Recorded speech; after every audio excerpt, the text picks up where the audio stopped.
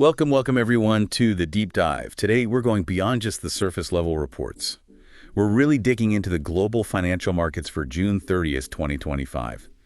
Our mission, as always, is to cut through all that noise, pull out the insights that actually matter, and give you a clear, actionable sense of what was driving things. Exactly. The goal here is to, synthesize the data, spot those underlying patterns, connect the dots for you. So it's not just about what happened, but really understanding the why it matters behind all those numbers. We want you to gain valuable insights, but without feeling buried in data. Okay, sounds good.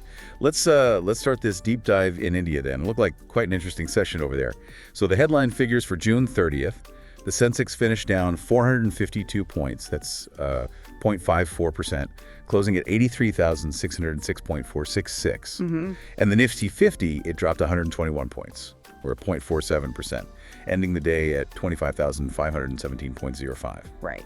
And that move, importantly, snapped a 4-day winning streak for both of them. It did. So what's the immediate takeaway when you see that kind of reversal? Well, that's the really fascinating part right off the bat. You see this contrast because while those big indices, the Sensex and Nifty, dipped, the broader markets actually show some real strength. Mid-caps were up 0.67% and small caps gained 0.81%. Okay, so strength underneath the surface then. Precisely. That kind of divergence, it really raises the question of where the actual momentum was, maybe some rotation happening, out of the big, large cap names into others, or just some profit taking at the top. That makes sense. That divergence is key. So within the Nifty 50 itself, what were the stocks really moving things? Let's look at the gainers and losers. On the upside, Trent stood out, up an impressive 3%. We also saw SBI, Industrial Bank, BEL, and Geo Financial doing well. Right. But then on the other side, Axis Bank was down 2%. Kotak Mahindra Bank, Maruti, Hero MotoCorp, and Tata Consumer were also in the red. And if you link those individual names to the sectors, you see PSU banks were a real standout. They climbed 2.6% as a group. That was led by state lenders like Maharashtra Bank, PNB, Bank of Baroda. Suggests maybe some renewed confidence there or that value rotation we mentioned. Interesting. And other sectors. Well, IT, pharma, media, real estate saw some slight gains, kind of muted. But auto, financial services, FMCG, metal, and realty were all down, which lines up pretty well with those losers you listed, like the banks and auto stocks. Okay, so a very mixed picture. Given all that, what were the main drivers behind India's market performance today? Where do we start unpacking that? Well, first off, definitely seeing some significant profit booking, particularly in financials and autos after their recent strong runs. So just taking money off the table. It seems like it. And Yeah. it shows how sentiment can shift, After big rallies, this kind of pullback suggests maybe a bit more caution creeping in about valuations in those specific sectors. Is it just a pause or something more? That's the question, right? A healthy pause maybe, or the start of a rotation? What else was influencing the market? Second point is global sentiment. It actually got a bit of a lift. There was news about a detente in the Middle East, and foreign inflows into India were picking up. Usually, that external positivity is a good tailwind. But it seems domestic selling kind of put a lid on those gains, so you had this push and pull between foreign buying and local selling. Okay. And what about the technical picture? Any signals there? Yeah, thirdly, the technicals. A bearish engulfing pattern formed near the recent highs on the charts. That's a classic candlestick signal that, especially after a strong upward move, can suggest sellers are stepping in and a potential reversal might be coming, hinting at maybe more downside pressure. And key levels to watch. For the Nifty, support looked to be around that 25,500 mark, with resistance nearer 25,650. How the index behaves around these levels will be pretty telling. Got it. And finally, we should touch on the currency. Absolutely. Fourth point, the rupee. It weakened against the US dollar by about 26 paise, ending near 85.75. And a weaker rupee, it has different effects. It can help exporters, makes their goods cheaper globally, so positive for some businesses. Okay, so pulling all that together for our listeners trying to navigate the Indian market, what are the sort of actionable points from today? Right. Well, given that strength we saw in PSU banks, maybe consider adding exposure there on any dips or signs of continued strength. But conversely, it might be prudent to hold off on fresh positions in some private banks like Axis and Kotak, and maybe auto stocks like Maruti and Hero, unless they pull back quite a bit more. Okay. Keep an eye on consumer and realty names too. They might offer some decent entry points if they dip further. And critically, watch that Nifty support level around 25,500.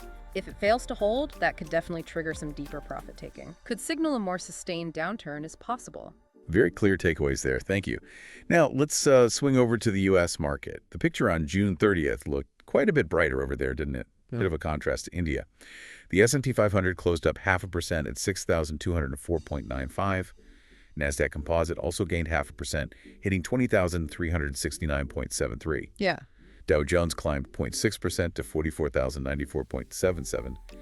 And even the small cap Russell 2000 managed a small gain, up 0.1% to 2,175.04. It was definitely a more positive session stateside. And what's really striking are some of the individual top movers and the kind of the stories behind them. Oracle, for instance, gained 4%. That was on the back of strong cloud contracts. GMS, that building materials company, surged 12% after a bid from Home Depot. Clear M&A buzz there. Yeah, 12%. Yeah.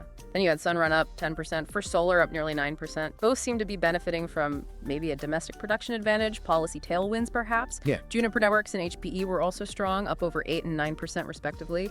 That was largely tied to merger clearance news. So lots of company-specific news driving things. Very much so. And we also saw Robinhood jump 13% on its EU expansion news, and Palantir recovering about 4.3%. Specific narratives everywhere. But it wasn't all green across the board in the U.S., right? There were some significant losers, particularly in one sector. Halliburton down 6.5%, Schlumberger off almost 6%, Murphy Oil down nearly 6%, all hit hard by that weakness in oil prices we saw. Exactly. And Tesla also took a tumble, down about 4.3%. Reports pointed to weaker sales in Europe. Right, that Tesla number stood out too. So this kind of broad divergence, you mentioned tech and some specific growth names soaring, while old school energy gets hit. Does that tell us something bigger about the market right now, or just a one-day thing? Yeah, what's the read-through there? Well, looking at the sector momentum, I think it reinforces a broader theme. Yeah. Tech and AI just continue to show that broad strength. Oracle, NVIDIA. It's not just one day, it feels like a persistent trend.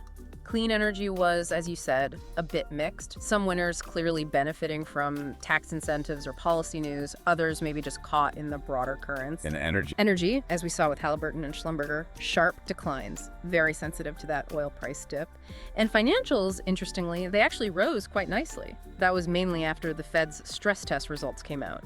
Cleared the banks for buybacks and dividends. Ah, the stress tests. That's a big confidence booster for the banks. Huge confidence booster. Signals the regulators think they're solid. Okay, so fascinating mix of sector stories. Drilling down then, what were the main catalysts really driving that overall positive mood in the U.S. today?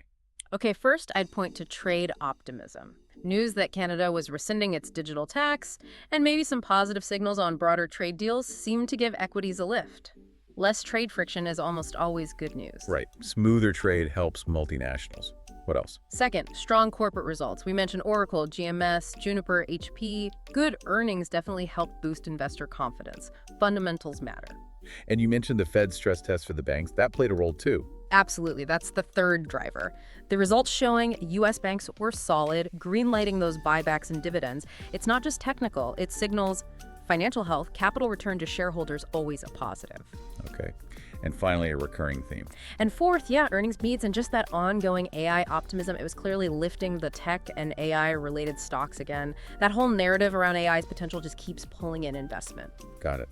So translating this for our listeners focused on the U.S. market, what are the key actionable insights from June 30th? Okay, well, it seems sensible to maintain exposure to tech and AI, especially companies like Oracle, NVIDIA, HP that are delivering solid earnings and have clear growth stories.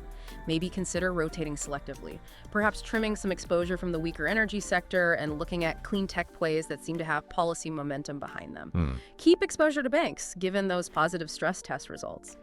But always keep an eye on bond yields. Big moves there can really impact financials and growth stocks. Also, worth keeping tabs on stocks like Juniper and HP, where M&A activity is a factor. Mergers can unlock value. And finally, just track those trade headlines closely.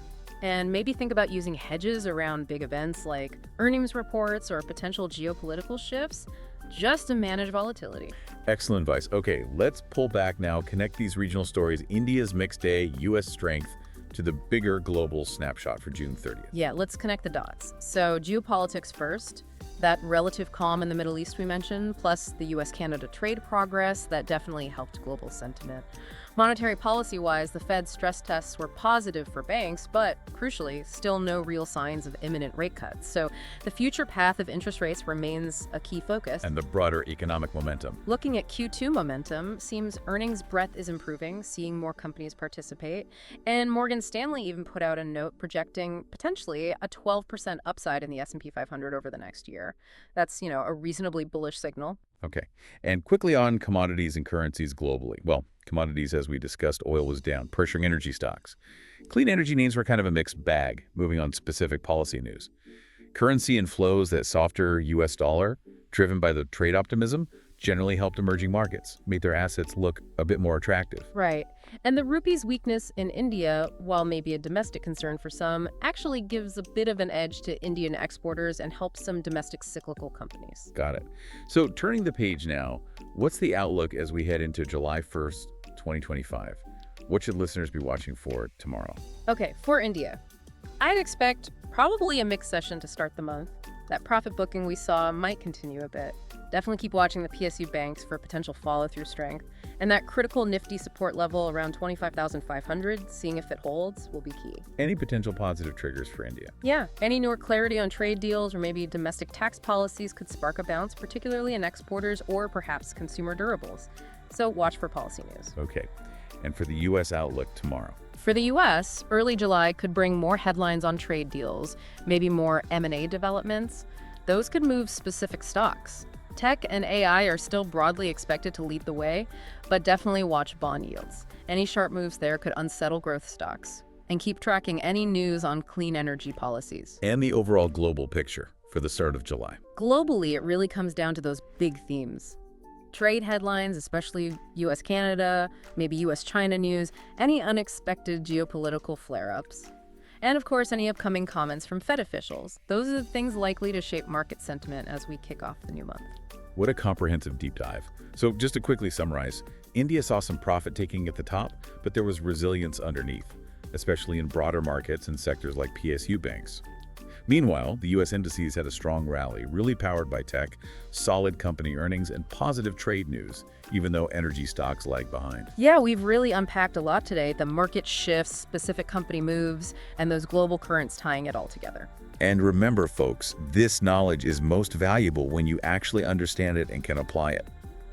Hopefully, understanding these interconnected drivers gives you a much clearer perspective on what's happening. It really helps build that informed view, helps you navigate.